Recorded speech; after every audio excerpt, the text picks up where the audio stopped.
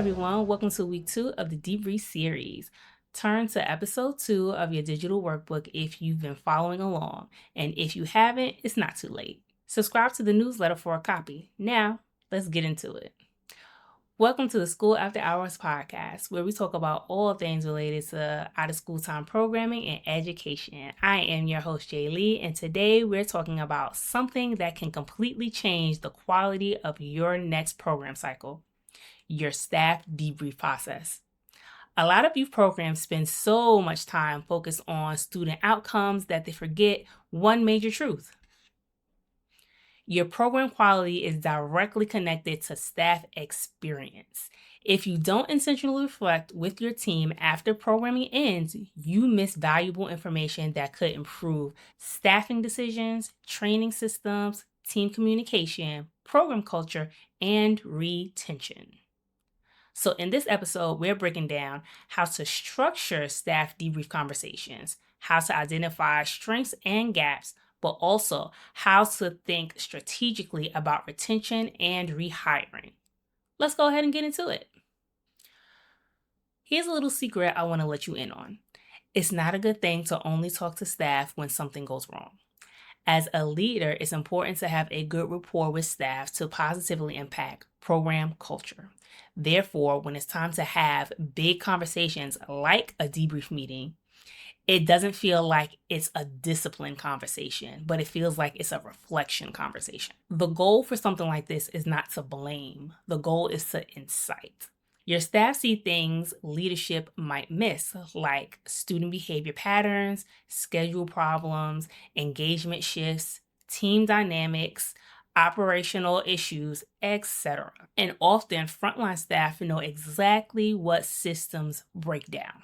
But if you never ask, you'll never know. Debriefs also help staff feel valued. When people feel heard, they are more likely to return.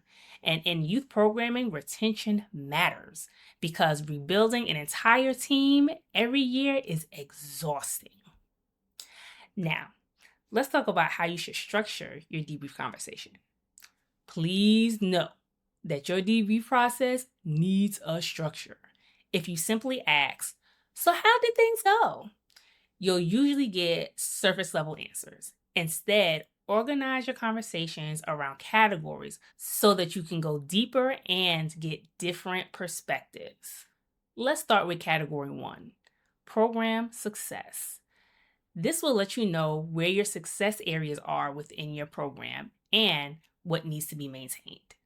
Ask staff what worked well in our program, what activities had the highest engagement, what systems help staff succeed, and what should absolutely stay the same. Just because something worked doesn't mean it aligns with what you want to do next year. So keep that in mind. Next is category 2, challenges. Ask staff, where did they feel unsupported? What caused the most stress? What systems created confusion? And what behavior challenges came up repeatedly? This is the opportunity to get that different perspective I mentioned earlier. Asking these questions will help expose some of the blind spots you may have about your program and come up with solutions to fix them as a team.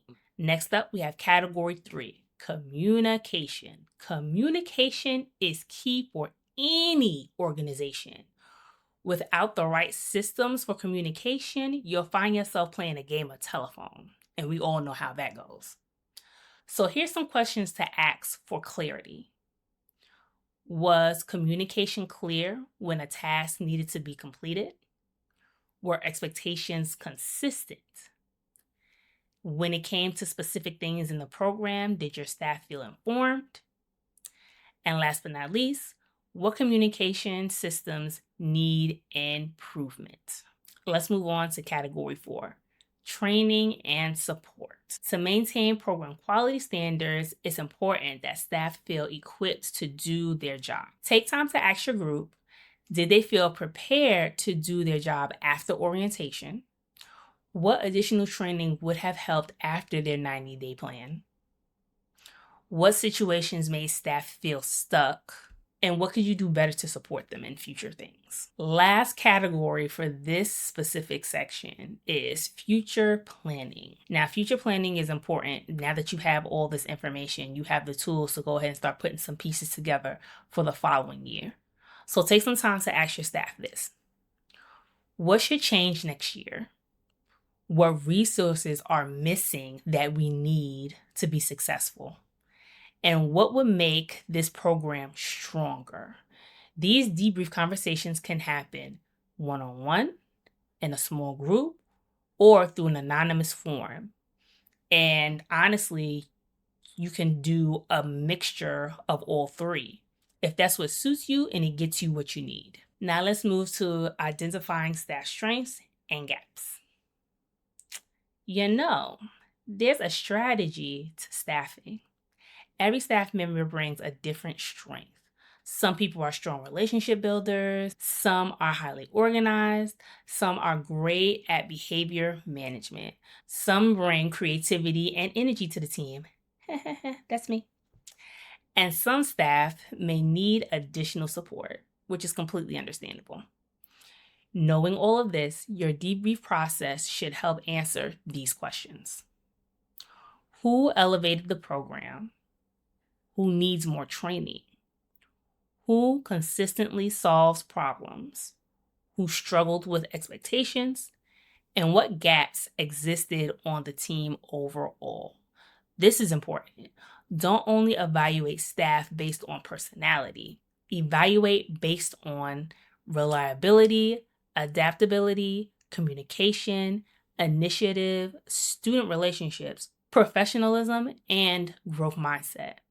Also, identify system gaps, because sometimes a staff member struggled not because they weren't incapable, but because the systems aren't there. So note, strong leaders look at both people and systems.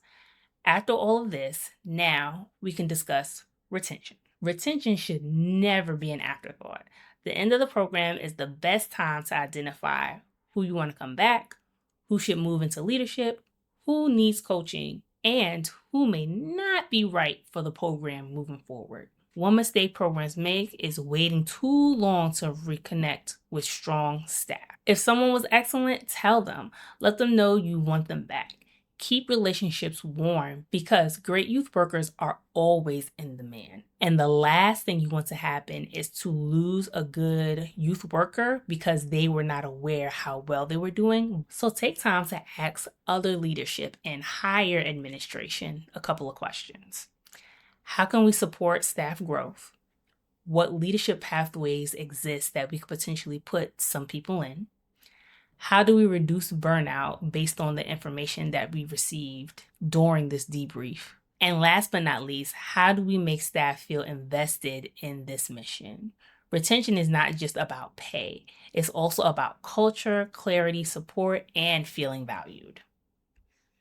Your team is one of your greatest program assets, and the end of programming gives you a valuable opportunity to reflect honestly, learn from staff experience, identify strengths and gaps, and build a strong team for next year. Don't run through the debriefing process, because the lessons your staff share today can prevent the same problems tomorrow. Thanks for listening, and I'll see you in the next episode, where we'll break down the 3 W's reflection framework. What's working, what's not, and what needs to be tweaked. Well, everyone, that brings us to the end of our show. If you liked what you heard and you enjoyed our conversation, make sure that you're following us on YouTube, but also hit that like button so we know what you are enjoying. You can also find us on other podcast platforms like Apple Podcasts, Spotify, and Google Podcasts if you want to listen to our audio version as well.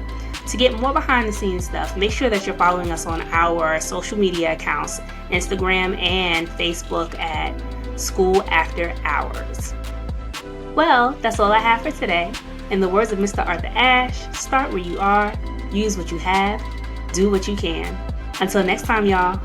Bye-bye.